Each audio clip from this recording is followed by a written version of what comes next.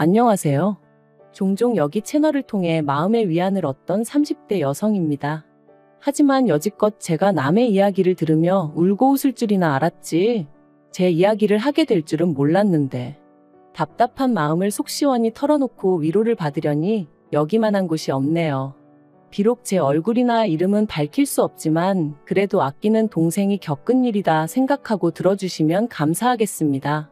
좋은 이야기도 아니고 친정 부모님도 저만큼이나 이번 일로 마음을 많이 다치셨다 보니 더 이상 두 분 앞에서 약한 모습은 보이고 싶지 않아요. 남편하고는 대학 시절부터 알고 지내던 사이였어요. 하지만 급속도로 관계가 진전된 건 제 나이 29 겨울이었습니다.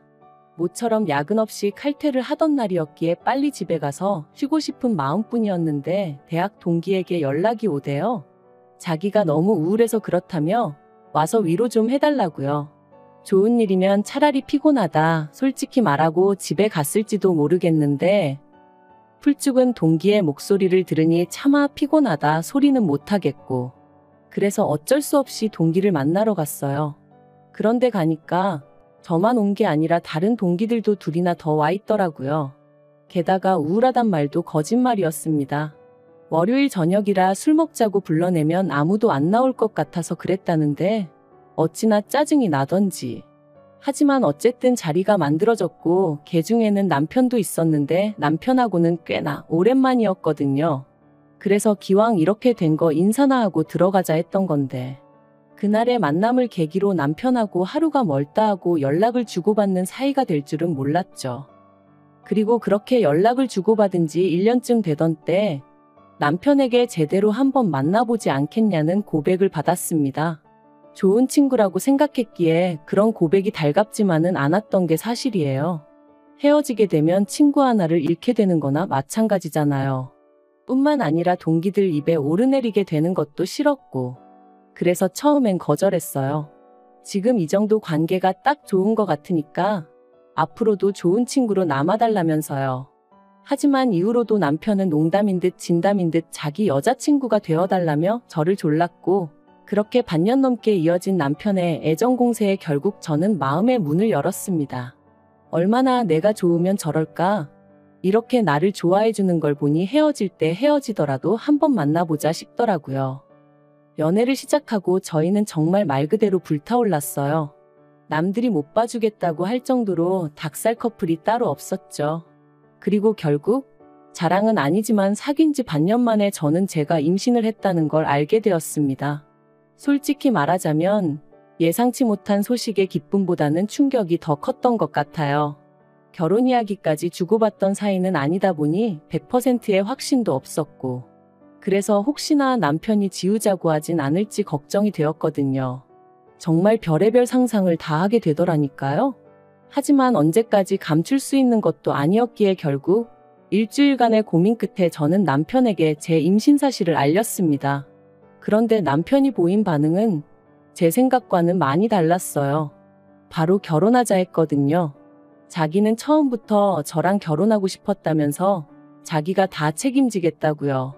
그제서야 비로소 마음이 놓이면서 어찌나 눈물이 나던지 주변 사람들도 의식하지 못한 채 한참을 울었답니다. 하지만 진짜 고비는 그 다음부터였어요. 딸 가진 부모가 죄인이라는 말이 이런 건가 싶을 정도로 저희 친정 부모님께서 저자세로 나가기 시작하셨거든요. 사실 남편이나 저나 객관적인 조건만 따지고 보면 크게 차이가 날 게 없었는데, 그럼에도 불구하고 시부모님께선 당신들이 원하던 며느리감이 아니라는 둥, 제가 당신들 아들을 채갔다며 날강도가 따로 없다는 둥 막말을 해대셨는데, 그런 시부모님 앞에서 친정부모님께선 제대로 반박 한마디 안 하셨거든요. 그래서 제가 왜 그런 이야기를 듣고도 가만히 계셨냐니까 다 저를 위해 그러셨다는 거예요.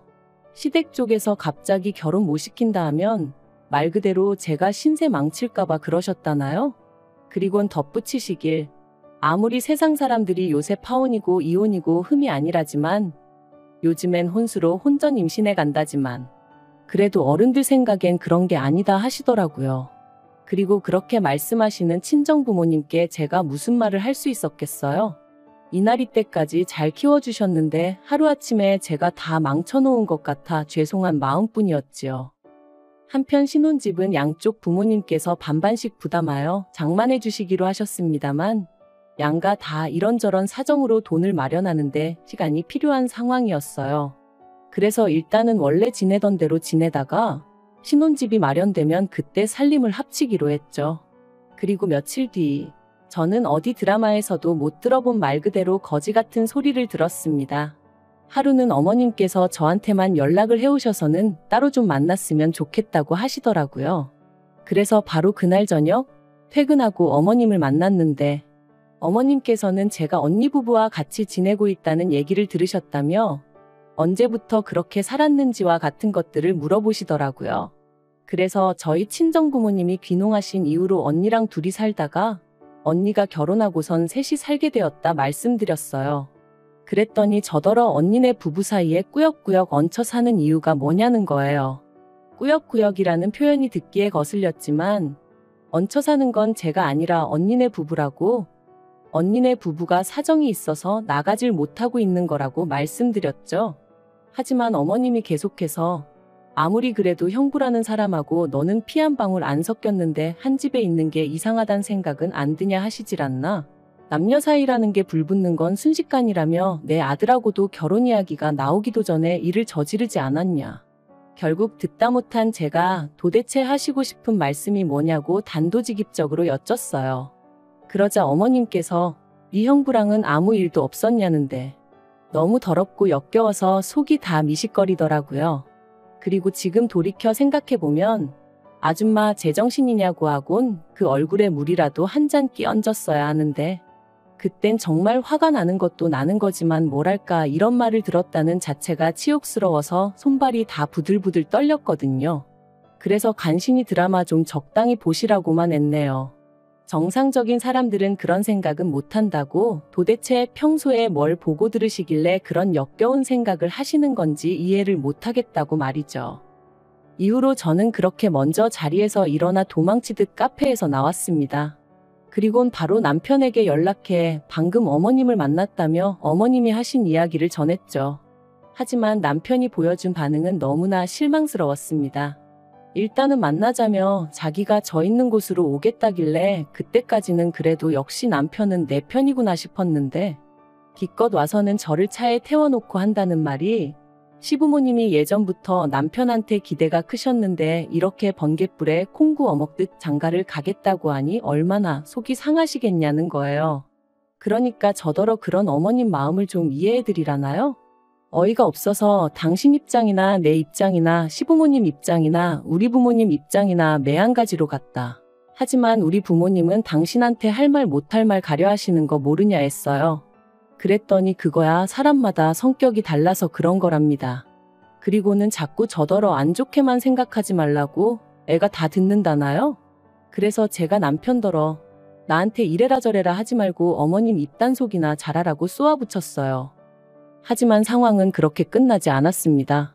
출산 예정일까지 한 달이 채 남지 않았던 시점이었는데 친정어머니한테 연락이 왔어요. 그리고는 하시는 말씀이 좀 전에 저희 어머님이 이모님하고 같이 오셨다 가셨답니다. 참고로 제 친정은 서울에서 차로 3시간 거리에 떨어져 있고 남편이 주소를 알려드렸대요. 별 생각 없이 그냥 물어보시니 알려드렸다나요? 아무튼 그렇게 오셔서는 저희 친정부모님께 아무래도 제 뱃속에 있는 아이가 당신 손자가 아닌 것 같다면서 유전자 검사를 해봤으면 좋겠다 뭐 그런 식으로 말씀을 하시더랍니다. 혼전 임신한 게 영 신경이 쓰여서 그렇다며 이해해달라고 하셨다는데 저희 친정부모님께서 어처구니가 없어서 그런 쓸데없는 말씀을 하시려고 여기까지 오셨냐? 입 밖으로 떠든다고 다 말이 아니다 한마디 하셨답니다. 그리고는 커피 한 잔 못 드리겠으니 그냥 가시라셨다고요. 그날도 혹시나 당신들이 잘하면 저를 좀 더 아껴주시려나 싶어서 웬만하면 뜻에 맞춰드리려고 했는데 말 같지도 않은 소리에 그때만큼은 정말이지 어머님 머리를 다 잡아 뜯어놓고 싶은 걸 꾹 참으셨다대요. 그리고 그런 이야기를 전해 듣는 내내 저도 온몸이 바들바들 떨렸습니다. 저한테 막말을 하신 것도 부족해 저희 친정부모님한테까지 그러셨다는 걸 용서할 수가 없었으니까요. 그래서 퇴근한 남편에게 어머님인지 나인지 선택하라 했어요. 나는 도저히 어머님하고 잘 지낼 수가 없다고, 어머님 용서 못한다고요. 그랬더니 남편이 한숨을 쉬면서 그래도 시어머니한테 말버릇이 그게 뭐냐더니 자기는 뭐 어떤 선택도 할 수 없다면서 그럼 저만 연 끊고 살라대요? 그리고는 뭐라더라. 원래 여자가 잘 들어오면 부모 자식 간에 안 좋던 사이도 좋아진다던데 우리 집은 왜 시작부터 이렇게 이 난린지 모르겠네 그러는데 남편 말로는 혼잣말이라고 했지만 제가 느끼기엔 완전히 저 들으라고 하는 소리였거든요. 정말 배신감에 치가 떨리더라고요. 그래서 그 자리에서 어머님한테 전화드려서는 저희 친정 가서 미친 소리 하신 거 다 들었다고 그렇게 찝찝하시면 저희 애 보지 말고 사셔라. 저도 며느리로 인정 안 해주셔도 된다 하고 소리 질렀습니다. 저도 어머님을 제 시어머니로 인정 안 해드릴 거라면서요. 그리고 이후로 출산일까지 어머님하고 정말 연락 딱 끊고 지냈어요. 원래도 뭐 얼마나 미주알고주알 말하던 고부관계도 아니었지만요. 그런데 출산하고 이틀째 되던 날 보나마나 남편이 말했을 테지만 어떻게 아셨는지 어머님하고 이모님이 오셨더라고요. 이모님이 제 손에 5만 원짜리 2장 쥐어주시면서 하시는 말씀이 저희 어머님이 말은 좀 세게 해도 정 많고 속 깊은 분이라며 죄송하다고 하랍니다. 저도 자식을 낳았으니 엄마의 심정을 이해하지 않냐면서요. 모든 게 성가시고 짜증나고 그래서 그냥 가시라 했어요. 그런데 한 2주쯤 지났나? 그 무렵부터 어머님이 먼저 연락을 해오셔서는 뭐 필요한 건 없냐? 먹고 싶은 건 없냐? 그리고는 우리 손자 보고 싶다 그러시는데 사람이 죽을 때가 되면 안 하던 짓을 한다더니 뭐 시한부 판정이라도 받으셨나? 별 생각이 다 들대요? 그리고 말이 나왔으니 말이지만 저는 어머님의 일방적인 태세 전환이 하나도 반갑지 않았어요. 하다못해 미안하다 사과라도 하셨으면 모를까. 대충 어물쩍 넘어가려는 어머님의 태도가 괘씸하고 분할 뿐이었네요. 그리고 며칠 뒤 저는 어머님이 왜 그렇게 하루아침에 달라지셨는지 그 이유를 알게 되었습니다. 그건 바로 어머님이 기어이 유전자 검사를 해보셨기 때문이셨죠. 물론 당연히 남편의 친자가 맞았고요. 저는 남편 방에서 발견한 유전자 검사 결과지를 움켜쥐고 언니에게 전화해 나 좀 데리러 와달라고 했어요. 그리고 아이와 함께 간단한 짐만 챙겨 언니의 집으로 향했습니다. 몇 시간 뒤 남편에게 전화가 왔고 저는 그런 남편에게 당신도 당신 어머니도 사람도 아니라고 어떻게 그럴 수가 있냐고 소리를 질렀습니다. 나는 너무 치욕스럽고 모욕당한 기분이라고. 내가 언제 당신 동남아 여행하고 그런 걸로 의심하고 그런 적 있냐 소리를 질렀죠. 그리고는 두 사람한테 너무 실망이라니까. 기껏 남편이 한다는 소리가 친자 결과 잘 나왔고 덕분에 어머님 마음 풀어지셨고 모든 게 다 좋은데 뭐가 문제냐는 거예요. 그리고는 저더러 오히려 지금 이를 키우는 사람은 저라면서 이러지 말고 만나서 대화로 풀자 하는데 제가 됐다고 상종도 하기 싫다고 2번 다시 연락하지 말라 했네요. 그런데 바로 이튿날 이번엔 남편이 저희 언니 집으로 찾아왔어요. 그리고는 자기랑 같이 시댁에 가자면서 자기가 어머님한테 사과받게 해주겠다대요. 그래서 아이는 언니에게 맡기고 남편을 따라 나섰습니다. 남편이 애도 데려가자 했지만 제가 너도 시부모님도 아직 내 애 볼 자격 없으니 꿈도 꾸지 말라고 했어요. 그리고 그렇게 시댁에 도착했는데 어머님은 제대로 사과를 하시기는커녕 오히려 당신이 서운하다, 억울하다. 당신은 그저 매사 확실한 게 좋아서 그런 건데 제가 상처를 받았다니 유감이다. 그런데 떳떳한데 왜 그렇게 싫어라 한 거냐? 아직도 그건 좀 이해가 안 된다. 그리고 사람들이 형부랑 처제랑 한 집 산다고 하면 원래 다 안 좋은 생각을 하기도 한다. 정말이지 도대체 뭐가 문제인지를 모르시는 건지 모른 척 하시는 건지 한마디로 말이 통하지가 않았죠. 그래서 제가 그런 어머님께 그런 반대로 제가 남편하고 아버님하고 유전자 검사 좀 해보자고 하면 어머님 기분 안 나쁘시냐 했어요. 그랬더니 어머님이 제 예상보다 더 당황해하시며 갑자기 네 시아버지가 왜 나오냐고 그러시는데 찰나였지만 뭔가 있나 싶더라고요. 그래서 다시 한번 말 나온 김에 한번 해보자고 했습니다. 어머님 말씀대로 확실한 게 좋지 않냐고. 옛날에는 병원에서 애가 바뀌는 일도 허다했다던데 지금 보니까 아버님하고 저희 남편하고 하나도 안 닮은 것 같다고. 아버님은 키도 크신데 남편은 키도 별로 안 크고 정말 이상하지 않냐면서 이참에 한번 해보자 했죠. 그랬더니 어머님이 저더러 적당히 하라며 소리를 지르셨는데 그때 아버님께서 어머님 떨어 뭘 잘했다고 자꾸 소리만 지르냐며 저더러 그래 그 유전자 검사하면 네 시엠이 용서해 줄 거냐 하시대요. 그래서 그러겠다 했죠. 그런데 그렇게 아버님 칫솔을 받아 챙겨 현관을 나서는데 어머님이 쫓아나와 제 핸드백을 낚아채려고 하시는 거예요. 다만 제가 운동신경이 좋다 보니 바로 피해서 뺏기진 않았지만요. 그리고 그런 모습을 보곤 남편이 어머님더러 지금 뭐 하시는 거냐고 한마디 하니까 아버님 칫솔을 내놓으라대요. 너무 수상해서 절대 못 드린다 하고는 저도 그때부터 죽자고 뛰었습니다. 그리곤 큰 길가까지 나와서 남편을 기다리고 말고 할 새도 없이 택시 타고 집으로 향했죠. 이튿날 남편과 함께 유전자 검사 의뢰를 했어요. 남편은 저더러 쓸데없는 짓을 한다며 자기는 아버님이랑 입맛도 똑같고 어쩌고 해댔지만 하나도 귀에 들어오진 않더라고요. 2주라는 시간이 어찌나 더디게 흘러가던지 1년 같은 시간이 흐르고 결과지가 집에 도착했네요. 당장이라도 뜯어보고 싶은 마음이 굴뚝 같았지만 꾹 참고 남편과 함께 시댁으로 향했습니다. 어머님은 그 어느 때보다 초조해 보이셨는데 그런 게 제 눈에만 보였던 건 아니었나 봐요. 아버님이랑 남편이 어머님 떨어 어디 아프냐 왜 그러냐. 그리고 마침내 온 가족이 테이블에 둘러앉아 봉투를 열었는데 역시나 제 예감이 맞았습니다. 남편하고 아버님은 친자 사이가 아니더라고요. 껄렁껄렁한 농담이나 던지고 있던 남편 얼굴은 순식간에 사색을 띄었고 어머님은 정말 땅바닥만 보고 계셨어요. 그리고 그때 아버님이 그런 어머님더러 역시 그 자식 애였냐며 두 분 사이에 뭔가 있구나 싶어서 남편더러 먼저 나가자 했는데 남편이 저더러 너 먼저 나가라며 자기는 이렇게는 못 간다고 하대요. 그래서 먼저 나왔어요. 솔직히 말하자면 어떻게 흘러가는지 궁금하긴 했지만 개족보 집안에 괜히 얽혀서 좋을 건 없잖아요. 그리고 이후의 일은 정말 어디 드라마에서나 볼 법하게 흘러갔습니다. 일단 저는 남편과 혼인신고가 되어 있지 않았어요. 이것도 어머님 때문이었죠. 당신 손자가 아니라고 생각하셨으니 진작에 혼인신고하겠다는 저희를 아주 입에 거품 물고 반대하셨거든요. 그래서 덕분에 아이는 오롯이 저만의 아이였고 그래서 저는 남편과 어머님을 고소했습니다. 변호사를 만나보니 갓 태어난 아이의 머리카락을 엄마인 제 동의 없이 잘라간 것만으로도 충분히 문제거리가 된다더라고요. 하지만 이게 다가 아니에요. 아버님이 어머님하고 이혼하기로 하셨거든요.